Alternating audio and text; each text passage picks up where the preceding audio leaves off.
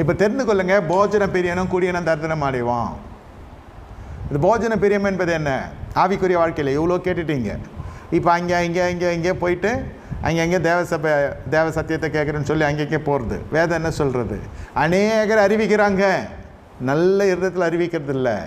அதுக்குள்ளே பொறாமை இருக்குது, அதுக்குள்ளே வாக்குவாதம் இருக்குது, அதுக்குள்ளே மார்க்க பேதம் இருக்குது. இப்படியோடு அறிவிக்கிறாங்க.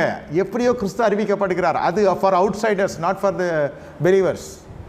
எப்படியோ போய் அறிவிக்கிறாங்க, இயேசு ரட்சிக்கிறார், இயேசு அற்புதம் செய்கிறார், இயேசு சமாதானம் தரார் சொன்னாலும் ரட்சிக்கப்பட்டவரே கர்த்தர் சபையில் சேர்க்கிறார். சபையில் சேர்த்துக்கிற மந்தையை காத்துக்கொள்வது மெய்ப்பினுடைய வேலை. இது நான் சொல்லாமல் எங்கள் அண்ணன் அவன் சொல்லுவான், இல்லை அவருக்கு போகிறாமையா அதான் போவானான்னு சொல்கிறாரு. கடைசி வரைக்குமே புரியாததுலாம் இருக்கும் கிளாஸில். கடைசி வரைக்கும் 10 வரைக்கும் அவனை தூக்கி போட்டுன்னே வருவாங்க. 10 அரசாங்கம் வண்டியெல்லாம் வைக்கணும், படிக்கட்டுரும். இப்போ சொல்லிட்டான், அதுவும் செய்யாத சின்னதுலேயே பிடின்ட்டான். எவ்வளோ பாரம் இந்த டீச்சருக்கு. எதனா இருந்தால் தானே என் மார்க்கும் போடும் நம்ம பேப்பரில். எதுக்கு வரான், எதுக்கு போகிறான், சாப்பாடு கட்டுவான், ஃபீஸு கட்டுவான், வண்டியில் ஏறுவான், உட்காருவான், சீரோடெல்லாம் நல்லா உடுத்தின்னு வருவான், படிக்கிற மாதிரியே வருவான், படிக்கிற மாதிரியே போவான், ஆனால் படிக்க மாட்டான். அதே மாதிரி தான் நம்ம ஆட்கள் சர்ச்சுக்கு அப்படியே பரலோகம் போகிற மாதிரியே வருவான், எல்லாம் கரெக்டாக இருப்பான். தசம் கூட கேட்காமே கொடுத்துருவான். கேட்டு கொடுக்குறதில்ல, தசம் வாங்கும் தானே வருது சொல்கிறேன். அது பிரச்சனையே கிடையாது. எங்கள் அம்மா சொல்லி கொடுத்தாங்க, ஐயா கொடுக்க சொல்லி கொடுத்துருவாங்க, சரி.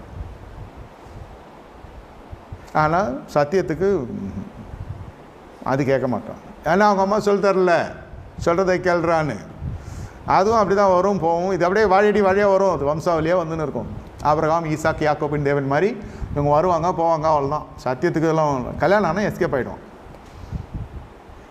அப்புறம் நான் ஊரில் கல்யாணம் பண்ணேன், டூரில் கல்யாணம் பண்ணேன், அங்கே கல்யாணம் பண்ணேன்னு நீ எங்கே நான் பண்ணி தொலை. அதுக்கப்புறம் என்ன பண்ண போகிற? அதுக்கப்புறம் என்னை ஏமாற்றிட்டாங்க எல்லாம். எங்கள் அம்மா மட்டும் இருந்ததுதா. எந்த அம்மாவோட சொல்கிற நீ? நான் அம்மா சொன்னால் செய்வான், அவன் அவங்க அம்மா சொல்கிறது தான் செய்வான். ஆனால் அம்மா இப்போ இல்லை. இப்படியும் இருக்கும். அதான் சொல்கிறேனே, படிக்கிற இப்போ ஸ்கூலுக்கு போகிறதெல்லாம் படித்து ஜெயிச்சு வரும்னு சொல்ல முடியாது. வியாபாரம் பண்ணுறதெல்லாம் உருப்பிட்டுருன்னு சொல்ல முடியாது. கல்யாணம் பண்ணுறதெல்லாம் வாழணும்னு சொல்ல முடியாது. அதனால் சபைக்கு வர்றது எல்லாமே பரலோகம் போகணும்னு சொல்ல முடியாது. நடைமுறையை சொல்கிறேன். வசனத்தை கேட்டு அதன்படி செய்கிறவன் தான் பாக்கியவான். எனில் அன்பு கூறேன்னு வசனத்தை கடைப்பிடிப்பான். இது ஒரு ஆகாரம். அதான் வேதம் சொல்லுது, மனுஷன் அப்பத்தினால மாத்திரமல்ல தேவனுடைய வாயிலிருந்து புறப்பட ஒவ்வொரு வசனம் பிழைப்பான். தேவசத்தை செய்வதான் எனக்கு ஆகாரமாக இருக்கிறது, எனக்கு அதுவே போஜனமாக இருக்கிறதுன்னு கர்த்தர் சொன்னார். என்னை கேட்டுக்கொண்டிருக்க தேவனுடைய ஜனமே, கர்த்தர் உங்களை நினைத்தருளி உங்கள் அப்பத்தை ஆசீர்வாதத்தை இன்று தரப்போகிறார்.